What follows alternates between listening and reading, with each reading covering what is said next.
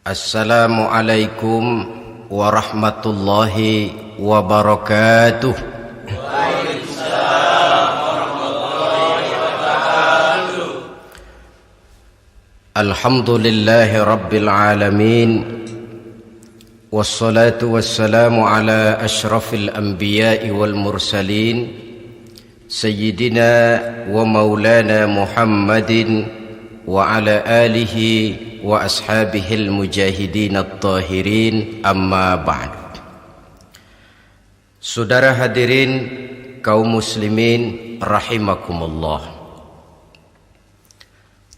Dalam kehidupan sehari-hari kita selalu berhadapan dengan dua hal yang berlawanan, dengan dua hal yang kontroversial kata orang sekarang, yang kita diharuskan memilih satu di antara kedua hal itu. Sejak kita bangun tidur sampai kita tidur lagi, selalu kita hadapi dua persoalan itu, yang benar dan yang salah, yang hak dan yang batil, yang pantas dan yang tercela, yang ma'ruf dan yang munkar. Persis seperti sebaik lagu yang lagi ngepop dan banyak dinyanyikan anak sekarang, madu di tangan kananmu katanya, racun di tangan kirimu. Tapi saya fikir-fikir, bagaimanapun kalau cuma sekedar madu di tangan kanan, racun di tangan kiri, adresnya jelas. Yang repot kalau kita sudah tidak tahu lagi mana yang madu, mana yang racun. Lebih celaka lagi di zaman sekarang, banyak racun mereknya madu. Kita terpedaya, kita terpesona, kita terpukau oleh racun yang bermerek madu ini. Kita minum dia, yang akibatnya rawan di dalam kehidupan kita. Sangat banyak racun-racun yang terpancang di sepanjang perjalanan hidup kita ini. Dan dua di antara racun kehidupan itu akan kita bicarakan pada pertemuan kali ini, yakni arak dan judi, minuman keras dan judi.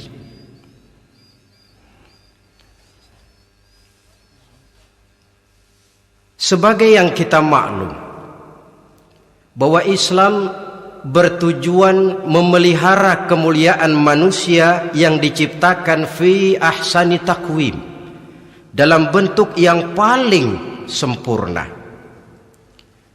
Arak atau minuman keras jelas merupakan hal yang merusak dari berbagai aspek kehidupan. Entah kesehatan tubuh, entah pertumbuhan akal, ketentraman rumah tangga, ketentraman masyarakat, bangsa dan negara.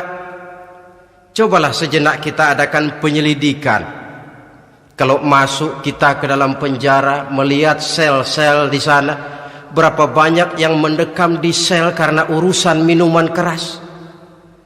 Masuk kita ke rumah sakit, berapa banyak yang dirawat akibat minuman keras, akibat stres yang dialaminya.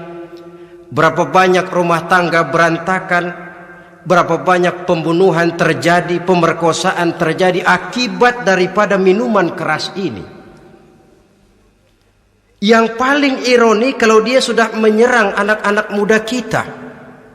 Padahal kita tahu remaja pemuda adalah bentuk miniatur daripada kehidupan suatu bangsa. Akan bagaimana warna Indonesia 20, 30, 40 tahun yang akan datang, remaja dan pemuda kita jawabannya. Bahkan dari segi agama pun, akan bagaimana warna Islam di Indonesia 20, 30 tahun yang akan datang, remaja itu pula jawabannya.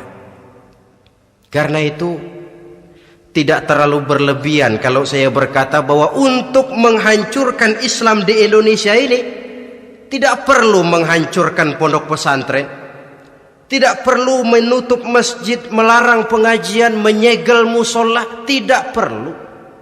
untuk menghancurkan Islam di Indonesia cukup dengan meracuni remaja, pemuda-pemudi Islam di Indonesia.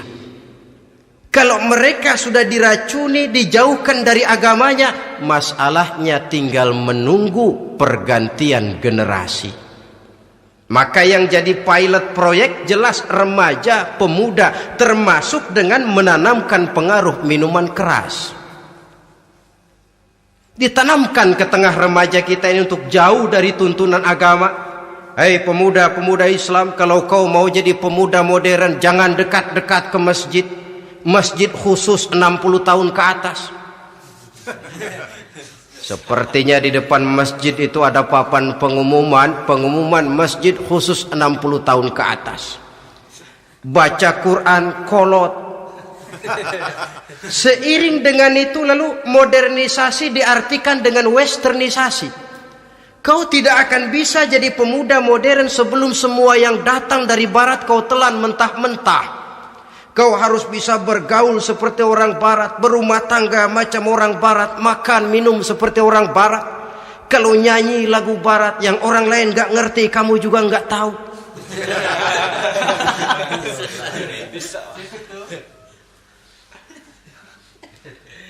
Anutlah itu free love yang pada gilirannya akan mengarah kepada free sex alias samenleven.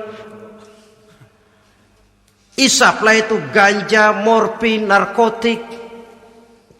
Jikalau sudah terlena kita dengan itu, maka kehancuran suatu bangsa sesungguhnya sudah dimulai. Penyakit minuman keras ini bukan cuma penyakit zaman ini.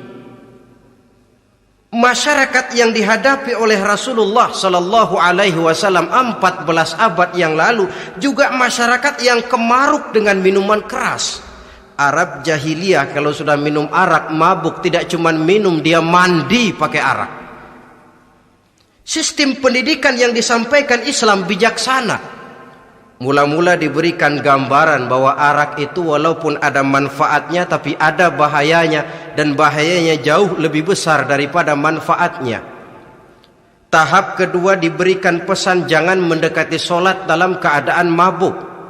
Padahal solat 1 hari 1 malam 5 kali artinya makin jauh saja dia dari arak itu. Pada saat kondisi iman sudah memungkinkan, barulah turun vonis bahwa arak itu najis, perbuatan setan, jauhi. Yang ironi yang saya katakan tadi, racun mereknya madu. Kadang-kadang kita dibuai dengan iklan yang tidak mendidik. Saya pernah lihat ada iklan misalnya, Anda ingin modern, majulah bersama minuman ini. Atau minuman ini lambang pergaulan dunia yang maju. Modern diukur dari minuman. Yang jadi korban akhirnya remaja dan pemuda-pemudi kita. Saya teringat satu analisa dari Rasulullah Sallallahu Alaihi Wasallam. Beliau bersabda, Inna min asyratis sa'ah, sesungguhnya di antara tanda-tanda kiamat. Apa kiamat itu? Dalam arti yang umum, kiamat itu saat dimana alam ini hancur, bumi gempa, air laut tumpah ke darat, gunung meletus, planet-planet bertabrakan, lalu semua yang bernama hidup mati. Itu kiamat beneran. Saya nggak mau cerita kiamat beneran sebab saya sendiri nggak kepengen ngalamin. Yang sering kita ngalami ini kiamat kecil-kecilan, kiamat mini. Apa kiamat mini itu? Hancurnya sendi-sendi kehidupan sosial. Maksiat merajalela, munkarat menjadi-jadi. Yang ma'ruf dianggap munkar, yang munkar malah menjadi ma'ruf. Yang salah disanjung-sanjung, yang benar dicaci maki. Tuntunan dianggap tontonan, tontonan malah jadi tuntunan. Kan kiamat kalau sudah begitu. Penjungkiran nilai. Kenapa hal semacam ini bisa terjadi? Penyebabnya kata Nabi, pertama ayyurfa'al ilmu. Ilmu diangkat oleh Allah. Bagaimana cara Allah mengangkat ilmu dan apa maksudnya itu? Allah mengangkat ilmu itu, saudara, caranya pertama dengan mewafatkan ulama. Makin banyak ulama wafat, makin banyak ilmu ditarik. Yang kedua, kurangnya minat orang untuk belajar agama. Kalau sudah klop macam itu, artinya agama sudah disudutkan ke pojok-pojok kehidupan. Agama cuma sekedar tinggal dekorasi. Agama cuma seminar, cuma kongres, cuma muktamar. Tapi bahwa agama merupakan realita dalam kehidupan, itu tidak pernah terwujud. Kalau ulama sudah tiada, minat orang belajar agama berkurang, maka ajaran Allah tidak lagi didengungkan orang. Dikala itu wa yudharul jahlu, akan muncullah kebodohan, nampak kebodohan di mana-mana.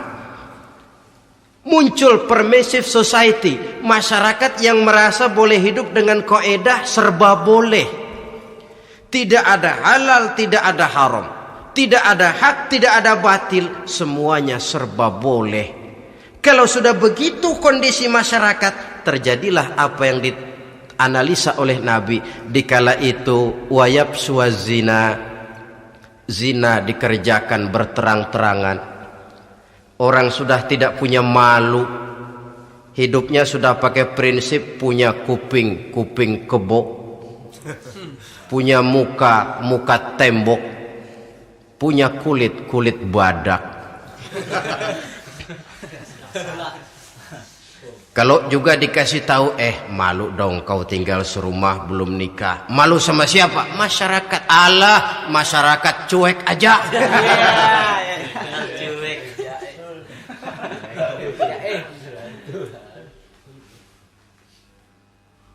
Bukankah realita kalau kita ikuti surat-surat kabar, berapa banyak sudah gadis-gadis bergelimpangan jadi korban? Berapa banyak bayi-bayi yang lahir ke alam ini tanpa harus tahu kemana dia mesti manggil bapak, yang akhirnya mengalami keterakisan, dimasukkan ke dalam kantong plastik, dibuang ke tempat sampah. Kalau itu sudah terwujud, muncul efek negatif yang kedua, wa yushrabal khamr, arak, minuman keras jadi kebanggaan. Anak muda belum nyohor kalau belum bisa mabuk. Yang enggak mabuk dianggap kolot. Kampungan loh. Bikin malu baru kena segelas saja udah miring. Cengeng. Temen kita hebat sampai nyungsep di got. Yang nyungsep hebat. Ya, kalau cuma yang hancur kehidupan pribadi. Tapi kalau sudah menyangkut masa depan, yang berarti masa depan suatu generasi adalah merupakan masa depan daripada suatu bangsa. Begitu kerasnya Islam ini melarang minuman keras, sampai bukan cuma sekedar meminumnya saja yang diharamkan, tetapi juga dilarang mengimportnya, memproduksinya, membuka warung yang menjual minuman keras atau bekerja di tempat penjualan minuman keras. Ada juga yang nyerempet-nyerempet, Pak, kalau sedikit kan nggak apa-apa, nggak mabuk ini. Nah, saya ingatkan hadis Nabi diriwayatkan oleh Imam Ahmad, Abu Daud dan Turmuzi. Nabi bersabda, ma askara kathiruhu faqaliluhu haramun. Apa yang banyaknya menyebabkan mabuk, sedikitnya pun tetap haram hukumnya.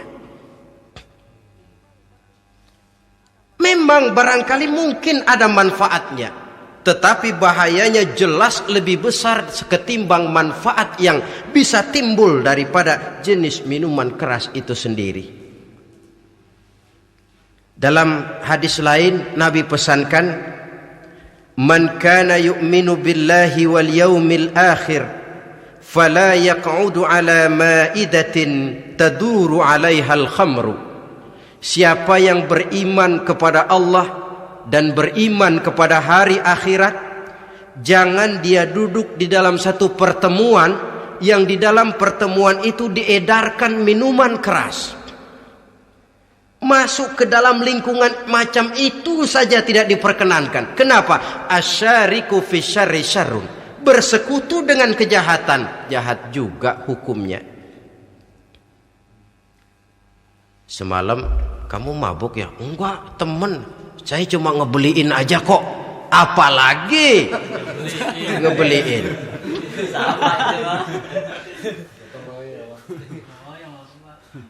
Sebab apa? Dalam keadaan mabuk, orang tidak lagi bisa berpikir secara logik. Daya kontrol hilang, artinya perbuatan sudah tidak terkontrol lagi. Yang pertama. Yang kedua, IQ tidak akan tumbuh dan berkembang secara normal seperti yang kita harapkan. Yang ketiga, harga diri akan runtuh hancur di tengah masyarakat. Bayangkan kalau tengah malam kita digotong orang, diantar ke rumah kita. Dengan kondisi macam itu masih punya muka kita untuk tegak di tengah masyarakat. Masih punya harapan kita untuk tumbuh menjadi pemimpin, sementara orang terkenang, ini kan yang kemarin malam gua gotong, dia lagi mabuk. Harga diri, kepribadian. Jangan lupa saudara, kita hidup di tengah masyarakat. Masyarakat itu punya hukum yang tidak tertulis, tapi lebih kuat dan lebih kejam daripada hukum tertulis. Orang bilang, sekali arang tercoreng di dahi, seumur hidup orang akan tetap ingat. Makanya Rasulullah dalam hadis memberikan tamsil untuk adik-adik remaja muslim ini, masalul mu'min kamasalin nahli. Perumpamaan orang yang beriman itu persis seperti tawon. Mentalitas orang mukmin persis tawon. Apa mentalitas tawon? Kalau kita ngaji bab tawon,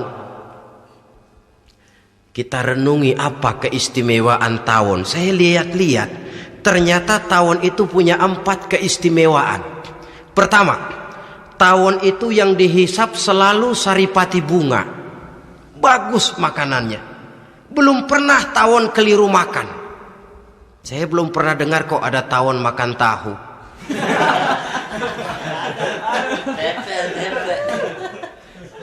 Yang dimakan selalu saripati bunga. Artinya apa? Orang mukmin perutnya itu perut selektif. Yang dimakan yang baik-baik, yang diminum yang baik-baik. Yang baik menurut agama itu adalah yang halal, thayyibat. Perutnya selektif, bukan perut asbak. Kalau asbak puntung apa saja masuk ke dalamnya. Tapi mukmin perutnya ini selektif. Daging kambing masuk, tahu masuk, kangkung masuk, kodok minggir, air kelapa minum, kopi minum. Tapi kalau sudah berbau minuman keras, minggir. Sebab apa? Makanan dan minuman yang kita masukkan ke dalam perut besar ini akan digiling dalam perut besar, akan melahirkan energi, menggerakkan sel-sel pembuluh saraf. Kalau makanan dan minuman itu terdiri dari yang haram, energi yang ditimbulkan olehnya energi yang haram, mempengaruhi sel-sel pembuluh saraf. Orang akan cenderung berpikir yang haram kalau terlalu sering memakan makanan haram.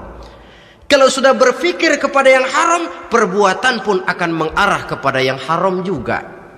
Contoh kecil aja dah, ada nggak maling mikirin majelis taklim? Ada. Karena yang dimakan lebih banyak yang haram, yang dipikir paling-paling nanti malam rumah siapa lagi nih ya? Sudah mengarah ke sana.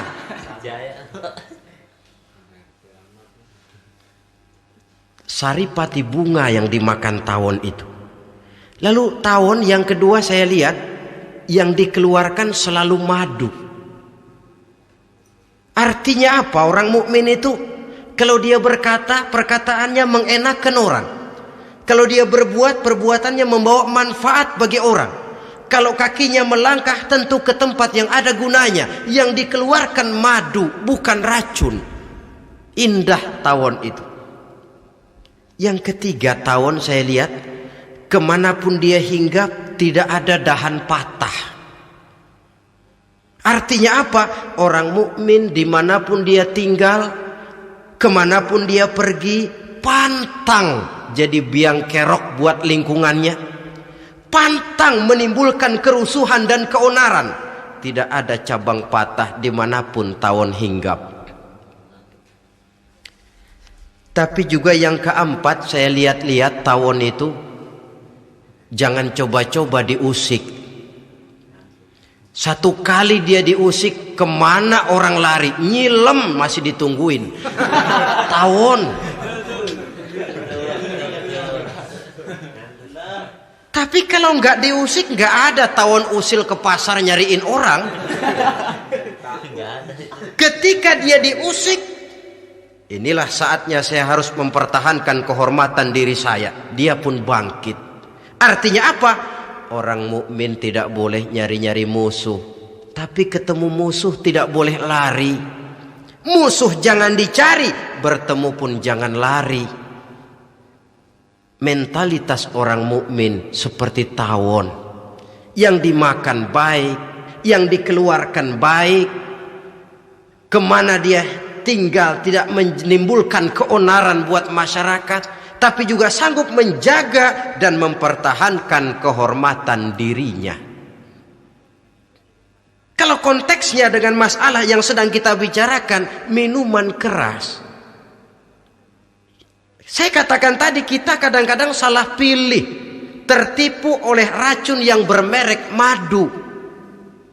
Ada minuman empuk, nyari yang keras, salah pilih.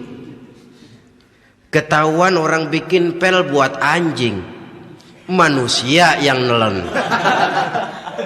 Akhirnya miring kayak anjing. Saudara, mari kita renungi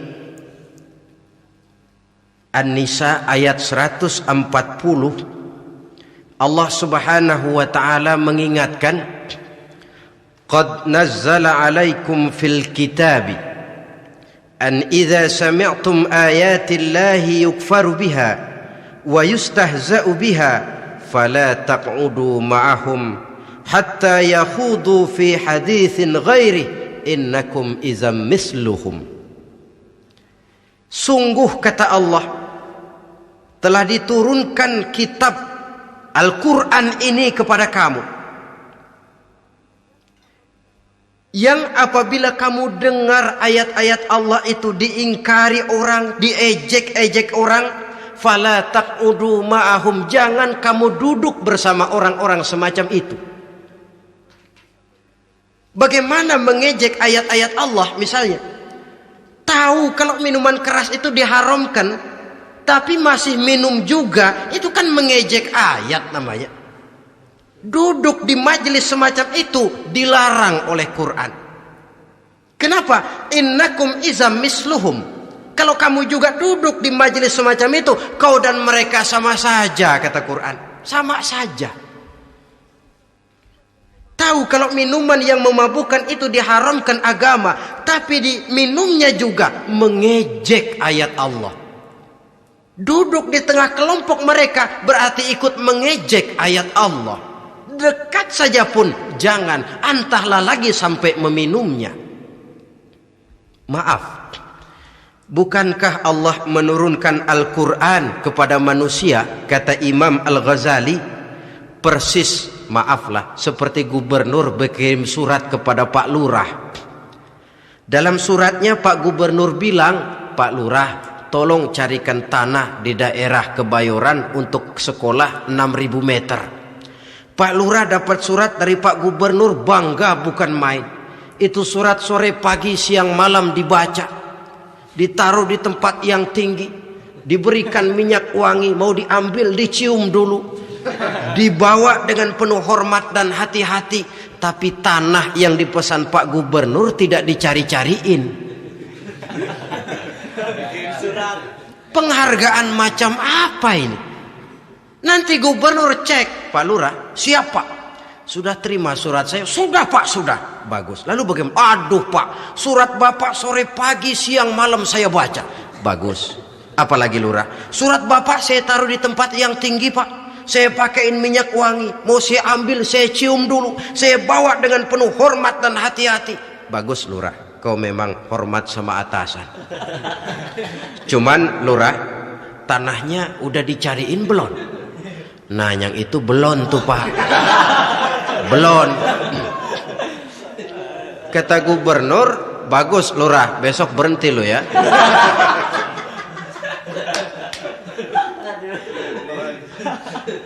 Membacanya memang penting, al-muta'abbad bitilawatihi, beribadah dari sebab membacanya. Tapi setelah kita baca, kita tahu isinya, what next?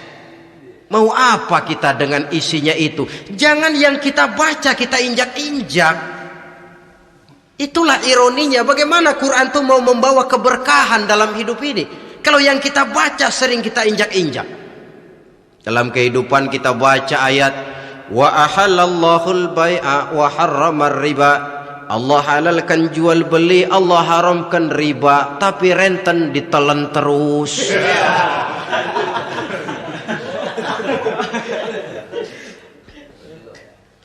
Kita baca ayat wa'tasimu bihablillahi jami'an wa la tafarraqu. Berpegang teguhlah kamu kepada tali Allah, jangan bercerai-berai. Tapi sesama muslim pelotot-pelototan jalan terus. Janganlah yang sesama muslim kadang-kadang yang mengklaim dirinya sebagai pemimpin Islam kelihatannya juga sikut-sikutan jalan terus.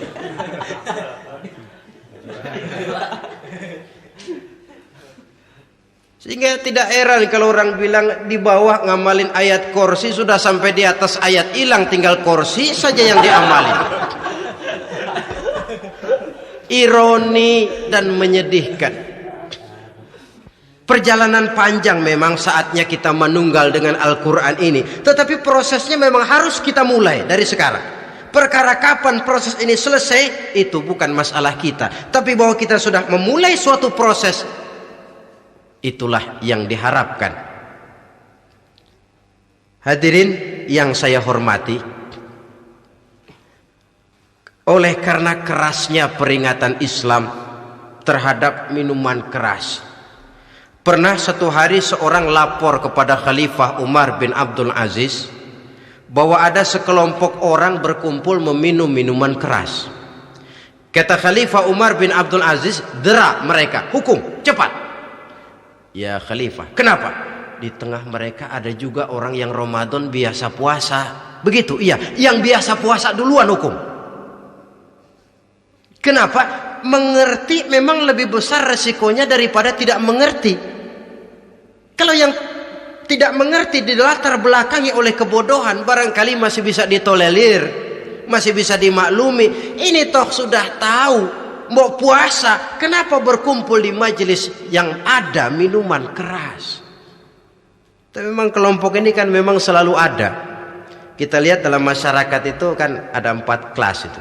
Pertama, ada orang yang tahu perintah dan tahu larangan. Ini the first class, kelompok terbaik. Perintah tahu dia kerjakan, larangan tahu dia jauhi. Ini orang terbaik. Yang kedua, ada orang tahu perintah tapi tidak tahu larangan. Perintah tahu, larangan tidak tahu. Sholat mau, puasa mau, zakat fitrah bayar, nyolong mau, mabuk ayo. Perintah tahu tapi larangan tidak tahu, akhirnya semua dikerjain. Barangkali yang rada bingung malaikat bagaimana nyatatnya ini, kotor absen. Gelas yang ada di hadapan saya ini, kalau semua diisi air putih macam ini, kan jelas bisa diminum orang. Kalau semua diisi bensin, jelas bisa diminum motor. Tapi kalau separuh diisi air putih, separuh diisi bensin, kacau. Kalau gelas yang ada di hadapan saya ini sepenuhnya diisi air putih, jelas bisa diminum orang. Kalau sepenuhnya diisi bensin, juga jelas bisa diminum motor. Yang repot kalau separuh diisi air putih, separuh diisi bensin, kacau statusnya. Orang minum mabuk, motor minum pun mogok. Dijual juga tidak laku barang campuran. Inilah makna pernyataan Allah, wala talbisul haqqa bil batil. Jangan kamu campur adukan antara yang hak dan yang batil. Perintah dikerjakan, larangan pun dikerjakan juga. Kelompok ketiga, ada pula manusia yang tahu larangan tapi tidak tahu perintah. Larangan tahu tapi perintah tidak tahu. Jahat sama tetangga tidak.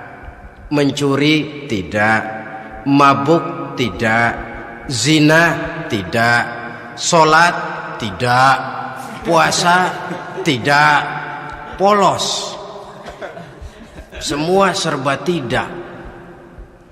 Dan yang terakhir, kelompok keempat, perintah tidak tahu, larangan pun tidak tahu. Ini masuk kelompok makhluk gratis. Misalnya kambing, ayam, kerbau, itu kan makhluk-makhluk yang memang perintah tidak tahu pun larangan juga tidak tahu.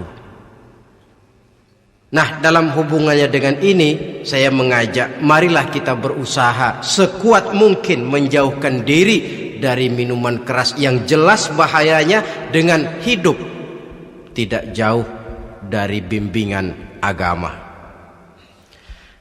Hadirin kaum muslimin rahimakumullah. Kawan seiring dan sejalan dari minuman keras, judi namanya. Saudara kembar barangkali. Yang satu sering menimbulkan yang lain, tetapi bukan tak jarang keduanya berjalan berdampingan. Posisi judi dan arak ini dalam Quran sama bahayanya. Apa sebab?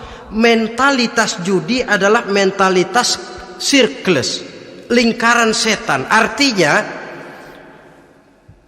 yang menang biasanya ketagihan, yang kalah biasanya penasaran. Ini yang menyebabkan orang tidak mau berhenti. Kalau dia menang, dia ingin mencoba untuk menang dalam jumlah yang jauh lebih besar lagi. Kalau dia kalah, dia penasaran, kenapa hari ini kalah? Barangkali sial, besok malam saya tebus. Mental semacam ini memang sulit untuk berhenti. Kenapa judi diharamkan dalam Islam? Pertama, seorang muslim di dalam berusaha mencari harta, dia harus mengikuti sunnatullah. Kata kita orang muslim, hukum alam kata orang sekarang, natural of law bahasa kerennya. Berusaha menurut hukum kausal, memasuki rumah dari pintunya, menunggu suatu akibat dari sebab yang kita lakukan. Bahwa kalau begini mesti begitu. Karena kita memang terikat oleh permainan yang disebut hukum alam ini. Hidup bukan undian, jangan mengharap untung besar tanpa mau peras keringat. Satu pagi Khalifah Umar bin Khattab radhiyallahu an masuk ke masjid. Beliau lihat ada orang sedang berdoa khusyuk betul. Ditunggunya 2 menit, 3 menit, sampai 10 menit lebih belum juga selesai. Agak lama orang itu berdoa. Selesai berdoa, dihampiri orang itu oleh Sayyidina Umar. Beliau tanya, saudara, lagi apa tadi itu? Berdoa ya Khalifah. Minta kepada Allah? Tentu minta kepada Allah. Minta apa kamu? Minta rezeki. Sudah lama? Dari tadi habis sembahyang subuh. Dapat? Belum. Ya memang kata Sayyidina Umar, inna sama la tumtiru zahaban wala fiddatan.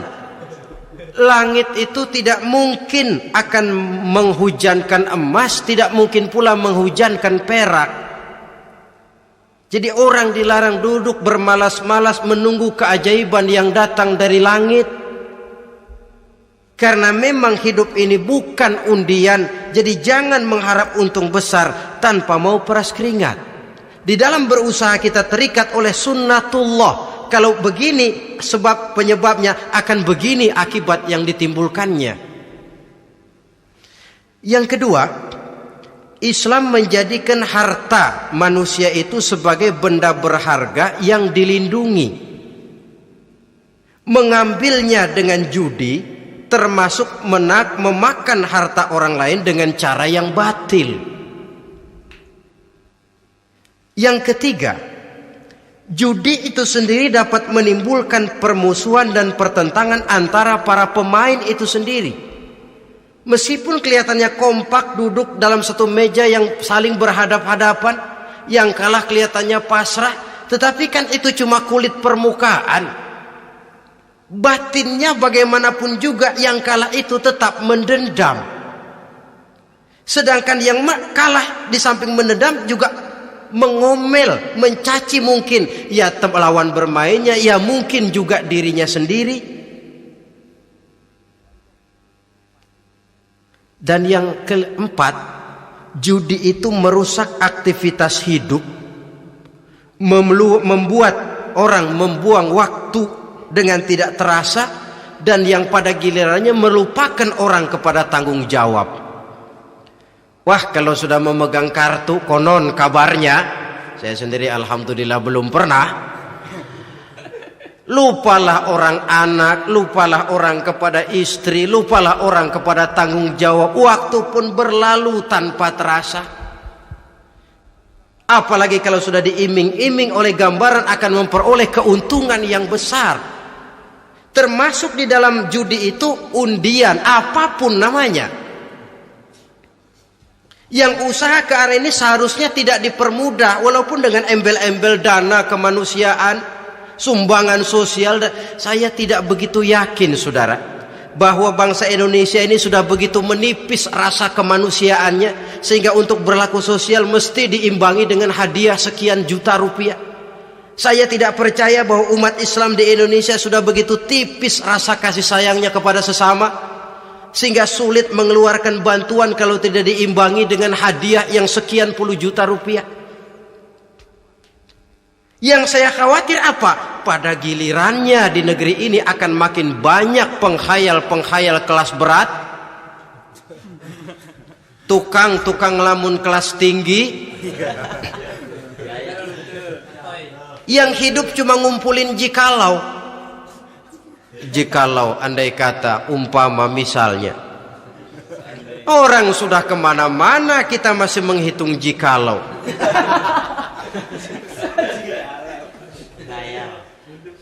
Orang boleh saja mengharap burung terbang tinggi, tapi punai di tangan jangan dulu dilepas. Artinya idealisme silahkan terbang setinggi langit, tapi kaki harus tetap berpijak di alam realita. Bahwa memang lebih baik makan singkong dalam kenyataan daripada makan roti tapi ngimpi.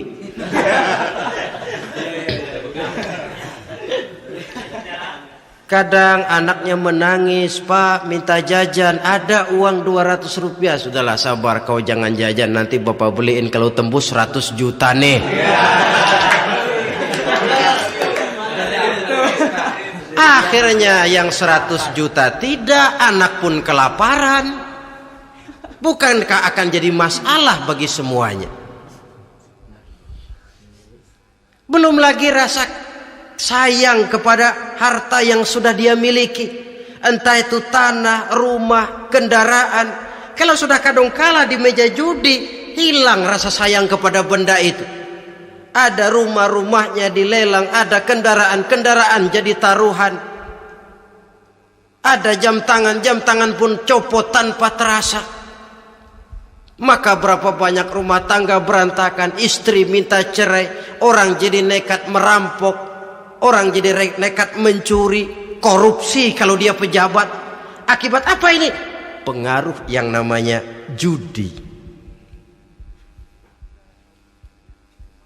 Saudara kaum muslimin, ma'asyiral muslimin rahimakumullah. Itu sebabnya di dalam surah Al-Maidah ayat 90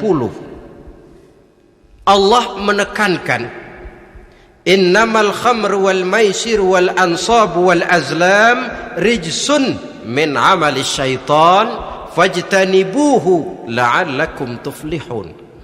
Sesungguhnya arak, judi, berhala, mengundi nasib itu rijsun. Ya Allah, jarang benar Quran menggunakan kalimat rijsun. Rijsun ini sudah merupakan puncak kekotoran. Bapak moyangnya najis, itu rijsun. Rijsun, kotor. Sudah kotor ditambah pula min amali syaitan, pekerjaan setan. Fajtanibuhu, jauhi. Jangan sampai main, dekat saja tidak boleh, jauhi. La'allakum tuflihun, jikalau kamu mau menjadi orang-orang yang beruntung.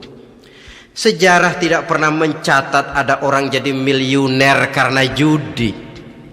Sejak David Rockefeller sampai Aristotle Onassis, orang-orang kaya top di dunia, mereka kaya bukan karena judi, tapi karena kemauan peras keringat banting tulang, mau memulai sesuatu dari kenyataan yang real di depan mata. Sebab apa? Hidup ini memang perjuangan. Janganlah kita ingin hidup dengan satu prestasi, ingin tetap hidup seperti apa adanya sekarang ini saja, toh kita harus berjuang. Apalagi ingin hidup lebih baik, lebih terhormat, lebih mudah. Hidup perjuangan. Perjuangan berarti pengorbanan. Berani hidup artinya berani berjuang. Berani berjuang maksudnya rela berkorban. Takut berkorban, jangan berjuang. Tidak mau berjuang, berhenti hidup. Itu logika. Dan bagaimanapun saya yakin lebih baik berkorban daripada menjadi korban. Kalau sekarang kita berkorban, peras keringat, banting tulang, berusaha secara sunnatullah untuk menghidupi anak, istri, keluarga, pada satu saat kita tidak akan menjadi korban kebrutalan anak-anak kita sendiri kalau mereka dibesarkan dan tumbuh berkembang oleh hasil yang diperoleh dari meja judi. Ayat 91 Al-Maidah ini lebih memperkuat lagi. Kalau itu arak, judi, berhala, mengundi nasib adalah perbuatan setan, sebenarnya setan mau apa sih? Ayat 91 menegaskan, innama yuridu syaitanu ayyuqi'a bainakumul adawata wal baghdha'a fil khamri wal maisir.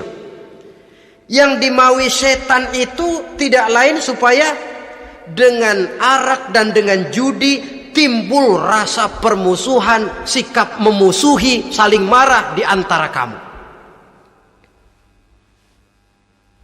Coba biasanya dalam meja judi sudah loyo, waktu juga sudah berlarut-larut.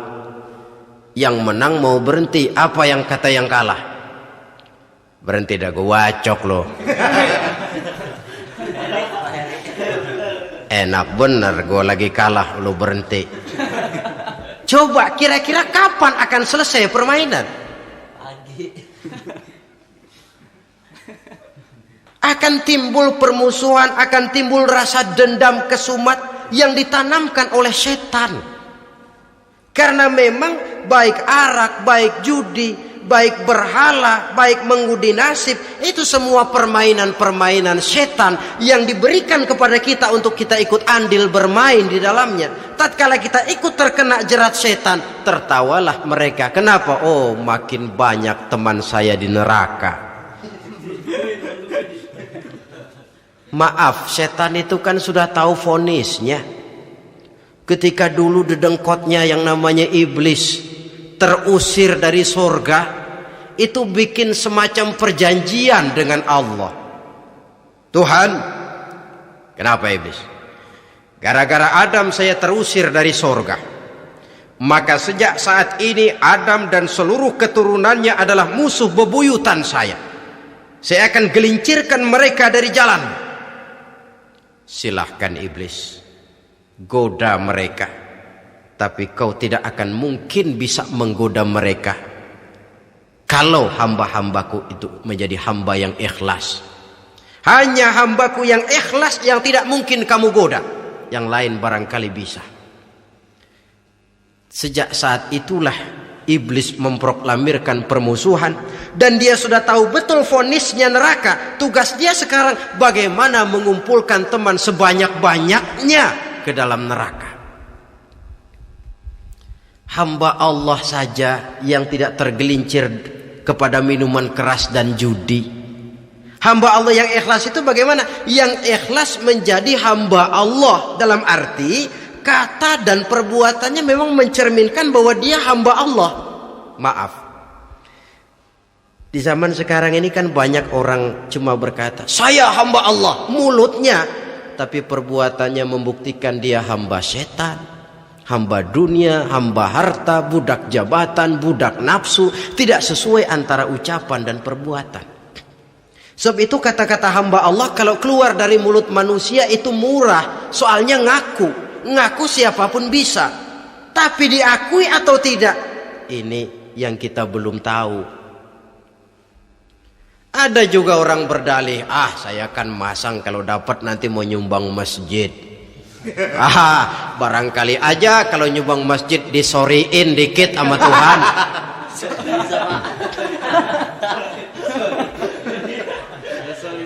Apa bisa begitu? Saudara, kita tidak mungkin mencuci kain dengan air najis. Innallaha thayyibun, kata Nabi, la yaqbalu illa thayyiba. Allah itu baik dan hanya menerima yang baik. Bahwa dalam Islam tujuan yang baik harus dicapai dengan prosedur yang baik. Bahwa niat menyumbang masjid bagus, tapi hasil daripada judi atau undian tidak akan menyampaikan kita kepada tujuan itu. Tidak boleh mencuri kain walaupun niatnya untuk sholat. Kalau nyolong kain niatnya buat sembayang, dimaafin kali. Walaupun sholatnya sah, mencuri kainnya tetap saja dosa. Islam tidak menghalalkan segala cara untuk mencapai suatu tujuan. Bahwa tujuan yang baik harus dicapai dengan cara yang baik juga. Dan penyakit judi ini juga bukan penyakit baru. Sejak dulu masa jahiliyah judi mereka, saya kira kalau Las Vegas, kota judi Amerika saja barangkali masih kalah dengan cara judi jahiliyah dulu. Mereka kalau sudah judi itu uang. Habis uang ada punya tanah pasang taruhan. Habis tanah ada rumahnya dipasang. Apalagi yang ada? Ternak unta dipertaruhkan. Harta habis, rumah ludes, kebun binasa, ada istri juga dipasangin. Judi.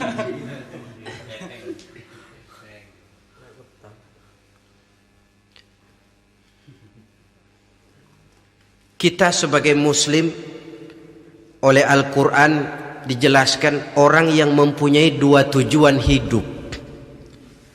Pertama tujuan jangka pendek, yang kedua tujuan jangka panjang. Tujuan jangka pendek dunia dan seluruh isinya. Tujuan jangka panjang adalah akhirat dan ridho Allah. Ini yang terpantul dalam doa setiap kita, Rabbana atina fid dunya hasanah wa fil akhirati hasanah. Tercapai tujuan jangka pendek fid dunya hasanah, dan tujuan jangka panjang wa fil akhirati hasanah. Untuk mencapai tujuan jangka pendek, merangkul dunia dan seluruh isinya, apa yang jadi modal utama? Pertama, pendidikan. Makin tinggi jenjang karier pendidikan yang kita tempuh, rasa-rasanya makin mudah menjangkau dunia dan isinya. Yang kedua, pengalaman. Tenaga-tenaga expert masih tetap diperlukan. Makin banyak pengalaman, makin mudah menjangkau dunia. Yang ketiga, dan ini ada tapi tidak bisa dijadikan pegangan, faktor nasib, faktor kebetulan. Ada tapi tidak bisa dijadikan pegangan mutlak. Pendidikan, pengalaman, ingin menjangkau fid dunya hasanah, ini modal utama. Lalu untuk mencapai fil akhirati hasanah, prestasi ibadah. Bagaimanapun tinggi pangkat dan jabatan kita, bagaimanapun banyak gelar kita sandang, tanpa prestasi ibadah, nol besar kita dalam pandangan Allah. Itu sebabnya kita sholat. Jadi tidak beralasan kalau orang ditanya, kenapa sih kamu nggak sholat? Ah, tetangga saya sholat melarat terus. Memang sholat itu bukan untuk mencari uang kok. Kalau ada orang yang rajin sholat, rezekinya kelihatan lancar, itu cuma sekedar persekot. Uang muka, cashnya tetap di akhirat nanti. Efeknya apa? Karena kita punya tujuan jangka panjang, mengharap ridho Allah di akhirat, cara kita mencapai tujuan jangka pendek dibatasi oleh pertanyaan, Allah ridho apa enggak? Kita cari uang, tapi pertanyaan pokok, Allah ridho enggak cara ini? Kita mengejar kedudukan, tapi Allah ridho enggak dengan cara ini? Ini yang menyebabkan kita lantas tidak lalu menghalalkan segala cara. Yang penting tujuan tercapai, cara apapun halal. PKI kan cuma PKI yang berprinsip asal tujuan tercapai, cara apapun halal. Dan kita sudah sepakat PKI dan seluruh ajarannya tidak berhak hidup di bumi Pancasila ini. Cuma jangan sekedar PKI-nya dikutuk tapi ajarannya dipakai.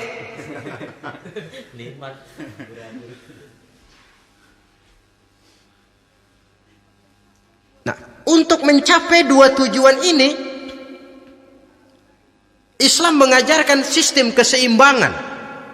Sehingga Nabi sabdakan, "I'mal lidunyaka ka'annaka ta'ishu abada, wa'mal li akhiratika ka'annaka tamutu ghada." Bekerjalah buat duniamu seolah-olah kau akan hidup untuk selamanya, tetapi bekerjalah untuk akhiratmu seolah-olah kau akan mati besok. Jadi kalau kita sudah sholat menghadap Allah, usolli fardal maghrib, Allahu Akbar, ingat seolah-olah kita akan mati besok supaya timbul khusyuknya.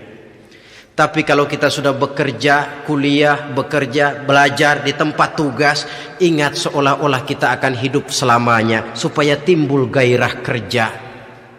Jangan dibalik. Di kantor ingat mati, lemas terus. Ngapain kerja sungguh-sungguh bakalan mati. Lagi sholat ingat Duta Merlin, Altiron Plaza, ya kacau. Salah pasang, tidak pada tempatnya. Untuk mencapai fid dunya hasanah ini, Islam mengajarkan tempuh jalur yang mengikuti sunnatullah. Itu yang dihargai oleh agama. Terikat oleh hukum kausal bahwa kalau ini yang saya usahakan hasilnya akan begini. Perkara nanti hasil tidak seperti yang kita harapkan, baik sangkalah kita kepada Allah. Sebab kita tidak tahu rahasia apa di belakang itu. Kadang orang mengeluh, habis saya rajin sholat tapi rezeki seret, berhenti aja dah. Kita tidak tahu rahasia di belakang itu. Pernah hadirin, satu hari seorang petani, dia selesai bekerja di ladang, istirahat. Dia tidur di bawah sebuah pohon beringin. Di sebelah pohon beringin itu ada pohon labu. Dia berpikir, kalau saya lihat-lihat Tuhan nggak adil katanya. Masa pohon beringin pohonnya besar, buahnya kecil. Pohon labu pohonnya kecil, buahnya gede. Tuhan bukan arsitek ulung ini.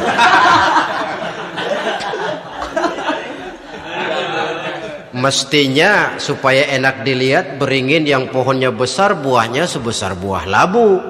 Pohon labu yang pohonnya kecil buahnya kecil saja sebesar buah beringin. Tidak adil Tuhan. Baru dia selesai berpikir Tuhan tidak adil, jatuh sebutir buah beringin tepat menimpa hidungnya. Dia terkejut. Astagfirullahalazim. Kalau begitu saya sadar katanya, Tuhan benar-benar adil. Coba kalau buah beringin segede buah labu, waduh, kayak apa muka saya ini?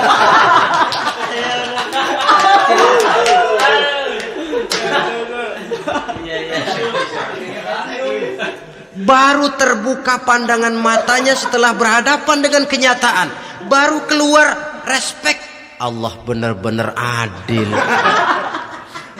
Padahal semenit yang lalu dia masih berkata, Tuhan bukan arsitek ulung. Tapi semenit kemudian setelah berhadapan dengan kenyataan yang real dia hadapi, wah, Allah benar-benar adil.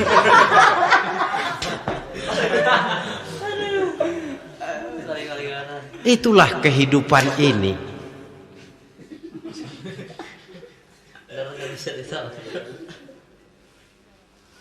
Saudara hadirin yang saya hormati, karena itu baik arak, baik judi, dua-duanya merupakan bahaya laten yang tidak hanya mengancam kehidupan agama, tetapi juga masyarakat, bangsa dan negara, apalagi kalau sudah jatuh kepada generasi penerus. Dan yang bagaimanapun juga saya berpikir sebenarnya remaja, pemuda, pemudi kita cuma korban dari suatu sistem. Sebab ini merupakan tanggung jawab bersama. Ulama mubalik macam saya paling wewenangnya cuma ngomong. Yang punya SK untuk memberhentikan pabrik minuman keras itu kan Menteri Perindustrian. Tangan-tangan eksekutif. Sehingga kalau Nabi katakan, man ra'a minkum munkaran falyughayyir biyadihi wa illam yastati' fa bilisanihi wa illam yastati' fa biqalbihi. Apabila salah seorang kamu melihat suatu kemunkaran, termasuk minuman keras dan judi di dalamnya, rubah itu. Dengan cara apa? Kalau kau mampu dengan tangan, artinya power, kekuatan.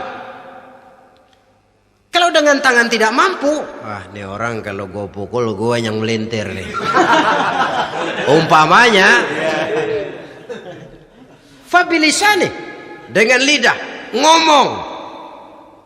Mas, saya senang sampean tinggal di sini, kampung kami tambah warga, tapi tolonglah jangan bawa pengaruh yang tidak baik. Kalau ternyata bicara pun tidak berani, fabiqalbi, cukup dalam hati, sekurang-kurangnya tidak ikut membenci kemungkaran dalam hati. Itulah kadar iman yang paling lemah. Ini secara umum. Tapi kalau hadis ini kita mau adakan semacam, katakan description of job, bahasa kerennya, kita adakan pembagian tugas. Siapa yang harus merombak kemungkaran dengan power? Penguasa, pemerintah, sebab dia punya aparat. Siapa yang merombak kemungkaran dengan lidah? Ulama, kiai, mubalik, ngomong. Siapa yang hanya merubah kemungkaran dalam hati? Kita umumnya rakyat lemah ini, yang mau ngomong gak berani tapi hati pegel.